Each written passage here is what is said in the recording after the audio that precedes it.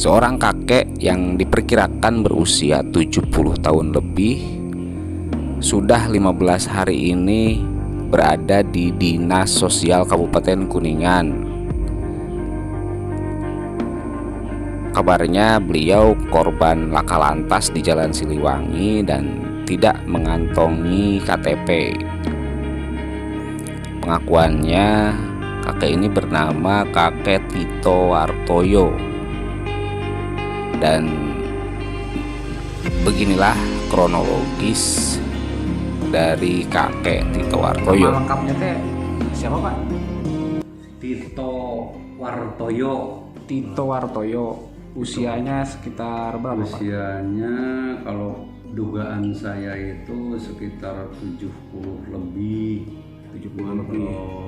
Ceritanya gimana, Pak, awalnya, Pak? Itu saya diserahi dari rumah sakit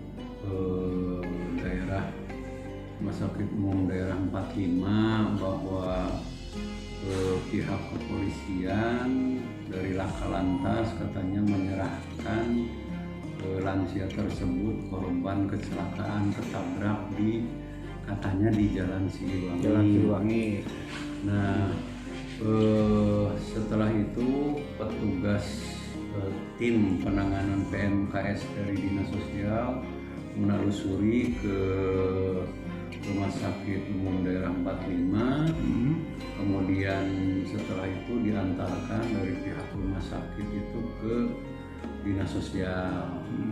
Setelah 1 hari di Dinas Sosial, dikasih makan itu muntah. Akhirnya kami dari Dinas Sosial itu mengembalikan lagi ke Rumah Sakit Umum 45 untuk barangkali barangkali gegar otak atau apa ya, untuk mengadakan scan ulang. Itu persisnya hari apa, Pak? Kalau ini kecelakaannya saya kurang tahu, ini diterimanya tanggal 20 bulan 11 ini jam 22 malam. Setelah dikembalikan ke rumah sakit, dirawat lagi sekitar 3 harian. Saya minta diinfus ulang dari rumah sakit itu tuh diinfus dan dipasang kateter. Tapi ya itu dicabutin terus. Si infus itu dicabutin terus, kateter dicabutin sampai dari perawat itu tangan diikat ke tempat tidur. Dan itu setelah diikat agak mendingan, aman. Nah, setelah 3 hari dan berdasarkan pemeriksaan dokter itu tidak ada apa-apa di otak ataupun segala macamnya. Akhirnya kembali diserahkan ke kami ke Dinas Sosial. Nah, sebelum itu kami membawa ke Disduk Capil untuk diiris mata untuk mengetahui identitas lansia tersebut dari mana. Tetapi hasil iris mata di catatan sipil blank. Blank. Ternyata si abah ini belum merekam ektp. Ini makanya kadang-kadang kami itu Dinas Sosial kebingungan kalau mendapat kiriman gelandangan yang belum merekam KTP. Jadi susah, apalagi ada gangguan jiwanya, susah untuk penelusurannya. Jadi itu, tapi akhirnya kami karena tanggung jawab keterlantarannya, akhirnya sampai saat ini sudah 15 hari kami senantiasa mengidentifikasi, setiap hari menanyakan barangkali ada anak ataupun istri ataupun saudara. Ternyata dia mengaku ada anaknya di daerah Kelampok, Brebes. Kelampok Brebes ya. Saya kontak Dinas Sosial Brebes, minta bantuan untuk penelusuran anaknya, namanya Tamto, di Desa Kelampok, Brebes. Tapi hasil penelusuran rekan saya di Dinas Sosial Brebes tidak ada nama anak tersebut. Akhirnya saya penasaran, nyari langsung ke Klampok. Ternyata Klampok memang teh daerah Brebes, daerah Brebes Bulakamba itu daerah Bulakamba. Ternyata memang tidak ada nama tersebut. Saya minta bantuan lagi ke Dinas Sosial Kota Cirebon dan rekan-rekan TKSK di Kota Cirebon karena awalnya sampai saat ini juga mengaku dari Kelurahan Pekalangan, ini Kecamatan Pekalipan kalau tidak salah ini. Penelusurannya sampai RT RW-nya yang dikasih tahu dia itu diakui oleh Lurah Pekalangan, betul katanya Bapak itu pernah kontrak di daerah Pekalangan di RT itu, tapi sudah lama meninggalkan rumah kontrakannya. Alasannya, dan anak-anak ataupun saudaranya tidak tahu berada di mana ini orang tersebut. Pekalipan ya, Cirebon ya. Daerah Pekalipan ini. Dan saya kontak ke Balai Rehabilitasi Sosial Lanjut Usia Budi Dharma, belum ada jawaban karena memang tugas balai itu hanya rujukan dari tingkat provinsi sih itu, ininya berdasarkan undang-undang.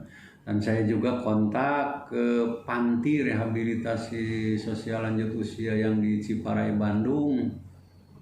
Katanya karena lanjut usianya itu tidak mandiri, artinya bedridden gini, yang tidur saja, ruang isolasi penuh. Jadi saya sampai saat ini disuruh menunggu 14 hari.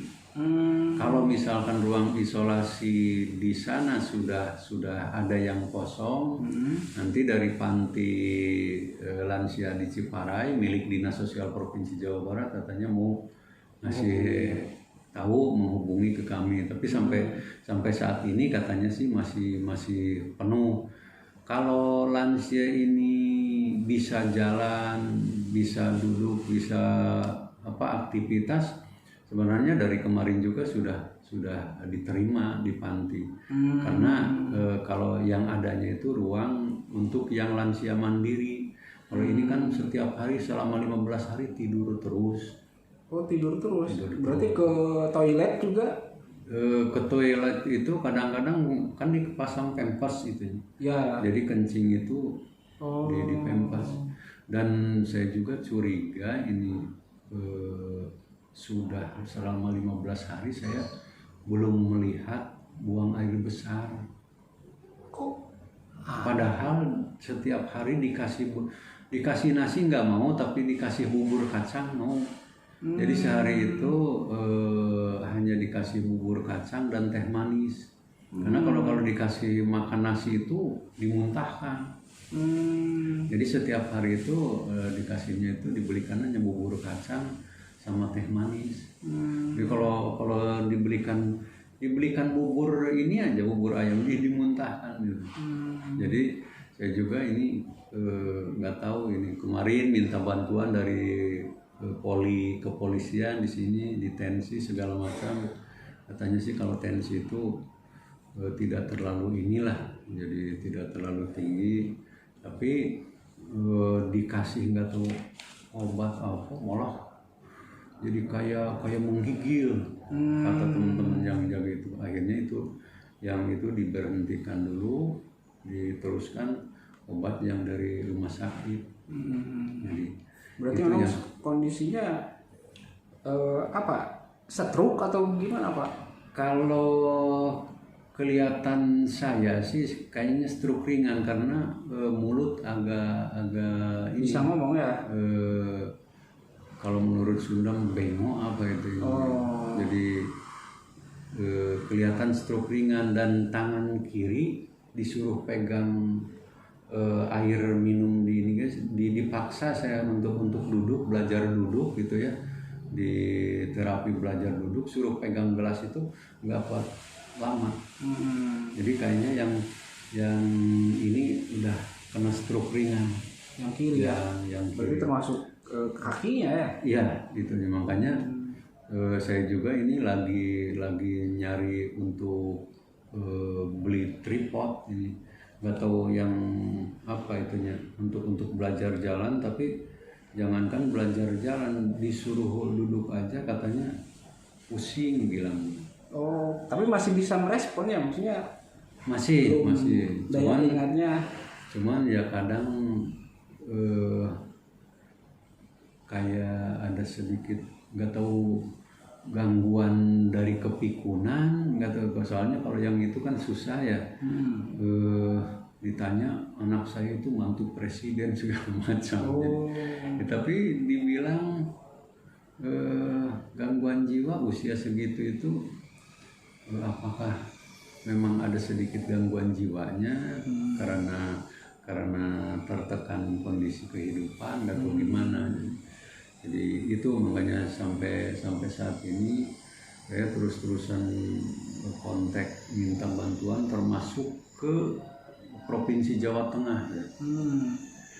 Karena anaknya ada yang di wilayah Jawa Tengah, saya minta bantuan barangkali bisa masuk panti rehabilitasi sosial lanjut usia di wilayah Jawa Tengah yang ada di Pemalang, itu Bisma Upakara. Cuman pas saya kontak ke teman saya di Bisma Upakara penuh juga.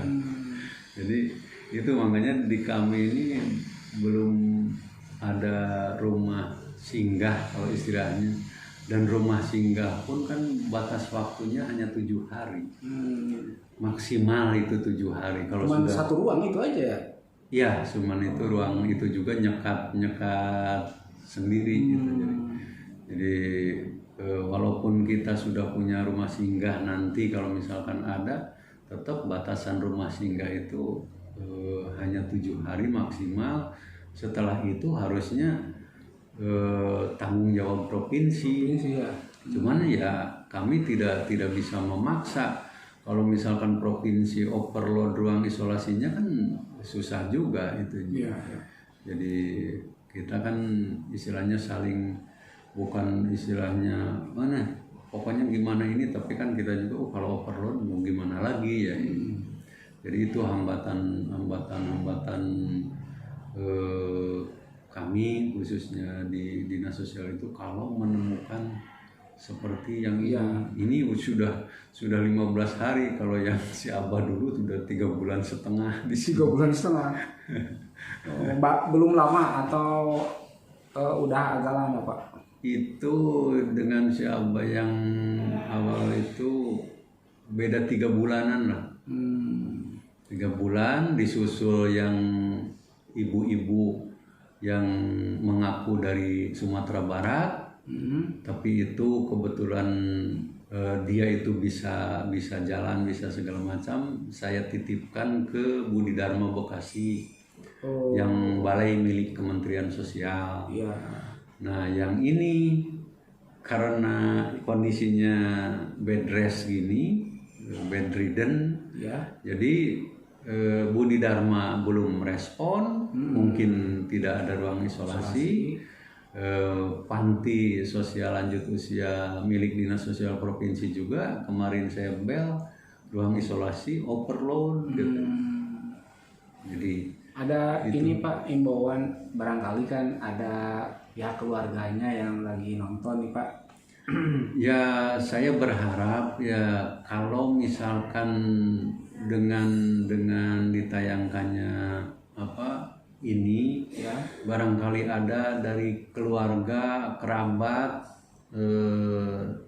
yang namanya Abah Tito Warsito ini ya, segera menghubungi kami di Dinas Sosial Kabupaten Kuningan untuk ya kalau bisa dijemput, tidak dijemput pun kami akan antarkan. Yang penting mau menerima, itu yang ininya.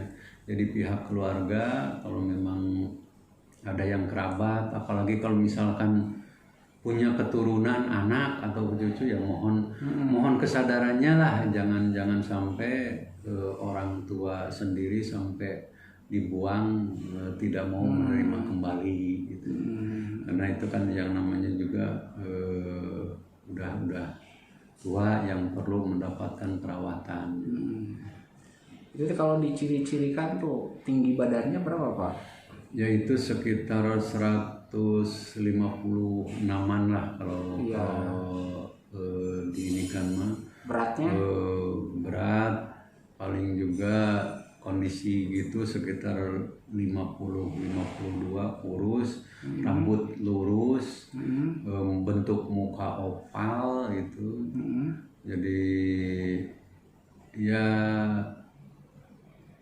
identitas yang khususnya memang tidak kelihatan sih ininya. Itu tahu Abah Tito Pengakuannya ya?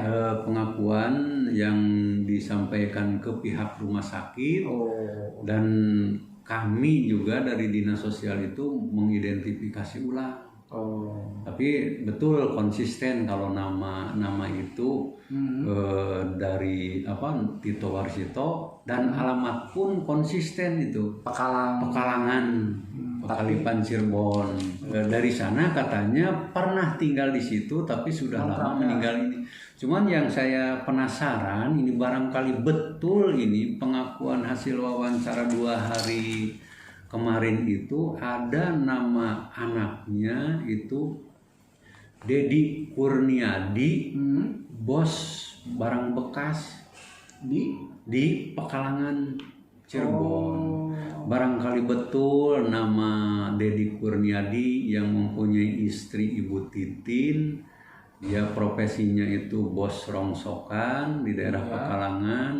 Kalau memang betul Pak Dedi Kurniadi ini anaknya, saya mohon untuk menghubungi kami di dinas sosial untuk menjemput Abah Tito. Jadi itu. Itu kata siapa, Pak? Kata dia. Hasil wawancara 2 hari kan kami itu setiap hari menanyakan itu untuk pertama untuk konsistensi jawaban. Kalau misalkan ini apakah gangguan jiwa atau kepikunannya itu untuk mengukur sesuai dengan pengetahuan kami dari bidang sosial gitu ya, bukan dari ahli psikiater. Jadi konsistensi itu betul tidak nama itu? Oh iya, nama sendiri konsisten, dan nama anaknya pun ini 3 kali ditanya tetap namanya ada Dedi Kurniadi dan istrinya Titin. Jadi itu kami itu mengukur konsistensi jawaban. Jadi untuk mengukur apakah ini tingkat kepikunannya gimana, apakah ini gangguan jiwa atau tidaknya, sesuai dengan pengalaman kami dari sudut ilmu kesosialan, bukan ilmu psikiaternya gitu. Saya pernah konfirmasi Pak ke minimalnya ke RT setempat gitu, ngecek. Ini saya barusan juga yang terakhir tadi saya untuk ini tuh nama Tito. Ya. Dedi. Yang nama Dedi ini barusan saya diserkan ke petugas dinas sosial Kota Cirebon. Dan langsung saya nge-WA, kebetulan saya dikasih nomor kasih pemberdayaan masyarakat Kelurahan Cirebon. Saya sharekan juga nama ini untuk minta ditelusuri apakah betul atau tidak. Jadi belum ini ya? barusan saya baru dapat tadi hari tanggal 10 ini. Nah, ini ada jawabannya dari Pak Dedi. Pas setelah dilakukan penelusuran dan koordinasi kepada daerah, hasilnya tidak ada yang mengenali. Ini jawaban dari kasih pemberdayaan masyarakat Kelurahan Pekalangan. Ini jawabannya. Makasih, ini saya dari Dinsos Kuningan mohon penelusuran nama ini. Tapi jawabannya Pak, setelah dilakukan penelusuran dan koordinasi kepada para RW, hasilnya tidak ada yang mengenali. Tapi ini apakah betul tidak mengenali? Ya kan kita tidak bisa suzon ya. Tidak mengenali ya mau gimana lagi. Cuman yang jadi hambatan ini saya untuk pelatihan terapi mandiri ini itu agak susah. Ini orangnya itu keras. Kalau disuruh belajar berdiri duduk aja kayak marah. Jadi malah kadang-kadang kalau yang namanya dibentak-bentak yang orang tua juga ya. yang hambatannya itu kalau sudah bisa mandiri, bisa mandi, bisa buang air sendiri ke kamar mandi, tidak menggunakan pampers, bisa berjalan, saya sudah dibawa ke Bandung, dimasukkan ke panti, karena kalau ruangan yang untuk lansia mandiri masih ada yang kosong, ke Bandung ataupun ke Kerawang masih kosong. Oke, Pak Kapit.